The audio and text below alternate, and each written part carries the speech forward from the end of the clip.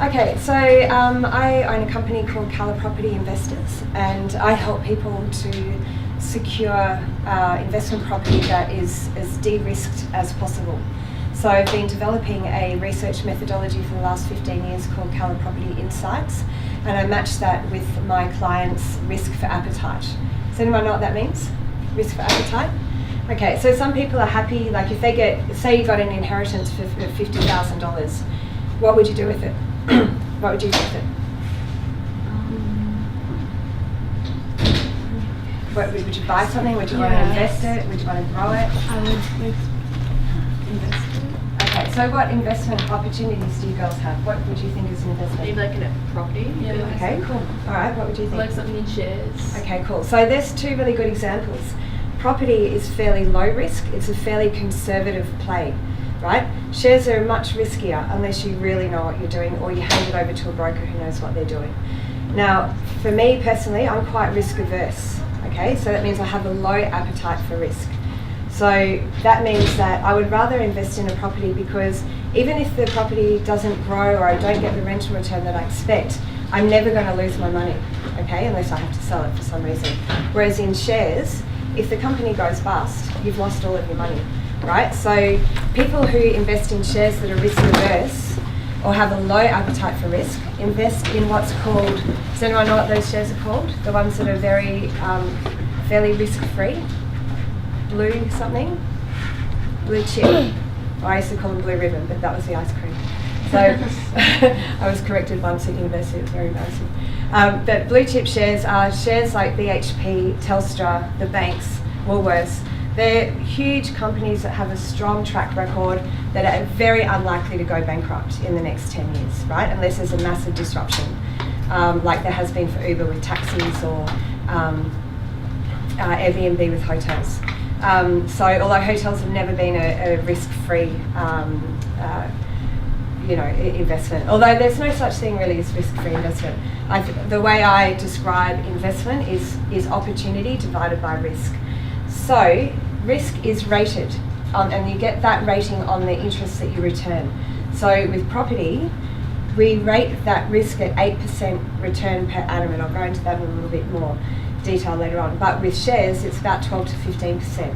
The lowest risk that there is to invest in cash. So you either invest in cash on the share market or you put your money in a long-term safe savings account.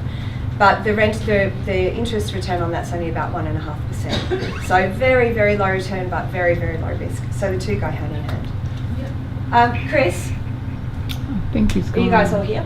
Yeah. Should I get started? Okay, Yeah. cool. So Mr. Tan has asked me to go into these 4 areas because that's what you've been studying. But if you want me to talk about anything else, just ask me. All right, so the first one is smart ways to save, neat investment strategies, possible pathways for finance in women, and then what have I done and how have I got there. So let's look at smart ways to save. It don't have quite the right resolution, but never mind. Okay, so firstly to save. I find with finance, there's always two sides of the coin, right? You've got risk and opportunity. With savings, you can't really save until you know what you spend. They're two sides of the same coin.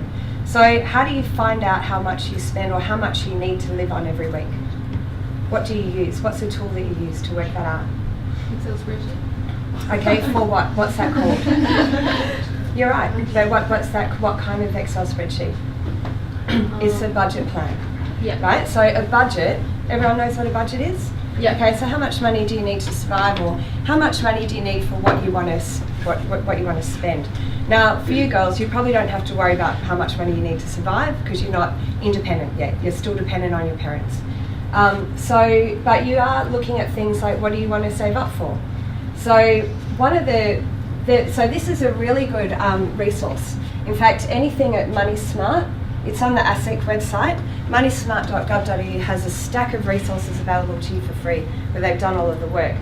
The budget that they have gives you all the input items. So like you'd find with Excel, you've got your list on the left and you put the money in the right. The coding that they have behind it, or the cell formulations that they have behind it, are based on whether they're weekly, fortnightly, quarterly, half or yearly expenditure. And then at the end it spits out your weekly budget or your monthly budget, however you want to assess it. So that's a really good thing to have a play around with. So, and I find it best to save money is to have lots of different buckets. And some of them are hard to touch. The biggest threat to savings is your access to money, all right? So all the money that I earn doesn't go into a savings account. It goes into my expense account. So all of my bills are paid without even thinking about it. And then I've got a stack of direct debits set up so that they go into other accounts. 3 of those accounts I can't touch, all right? And so with my business money, that comes into my my expenditure account. All of my employees and bills get paid first, and then I've got 30% of all of the money that comes in goes straight into a tax and superannuation fund, so that when that bill comes in, I'm not crying on the floor, right? Because my tax bill's high. Okay, I get taxed at 30%. So, you know, I'm about to get a tax bill for $30,000. All right. How does $30,000 sound to you? Is that a lot of money to have to pay someone? Yeah. Yeah. So when my accountant rings me and she goes, "Suze, are you sitting down?" And I'm like, "Okay, it's tax time." All right, how much? And she goes, "It's about 30 grand. I'm like, "Okay, no, I'm good." You know, instead of crying, I'm like, "Okay, no, I can handle that because I've already put that money aside." So it allows me to budget and allows me to really see how much money I've got coming in. And I also do a cash flow forecast. So think about what you guys want to save for. Tell me something that you're interested in saving for. Maybe a TAFE course I want to do when I'm older. Yeah, fantastic. Luca? Back in Ireland. Oh, thank God you didn't say clothes and makeup. Liv? Uni. Okay, cool. Anyone else? Anyone got different answers to that? A car. Yeah, cool. Okay, excellent. So there's different buckets you can have, right? But firstly you need to know how much you're earning and where you're going to put that money. So everyone's got different goals, but what you need to understand how much you're earning is what is your savings equation. Now, I was thinking you might want to save for an outfit for your formal. You might want to travel when you finish year 12, and you're probably going to want a car pretty soon, right? Because you've got independence and your parents are happy for that. Okay, so this is just an example. So something I do in my company when I meet with clients is know your numbers. So my numbers for them are not about how much they're earning and spending, but it's about how much they can borrow and what is the cash flow on a property, because that's all I do is investment property, right? So what rental return they've got, what are the expenses on the property like council rates and strata fees and water rates and stuff like that. But for you guys, I've just taken a few examples here, right? Let's look at this one, right? Because that's probably going to be the most immediate one. Now, if you're earning $50 a week, so that's something that most of you should be looking at pretty soon, right? You're nearly all over the age of 14 in 9 months. You two accepted, you're close though. And you could probably be earning around $50 a week just by doing a couple of hours a week. So whether that's a Saturday morning or, you know, Sunday, Friday night, whatever, or even just 2 hours after school a week. So it's not that difficult at the age of 15 to be earning $50 a week.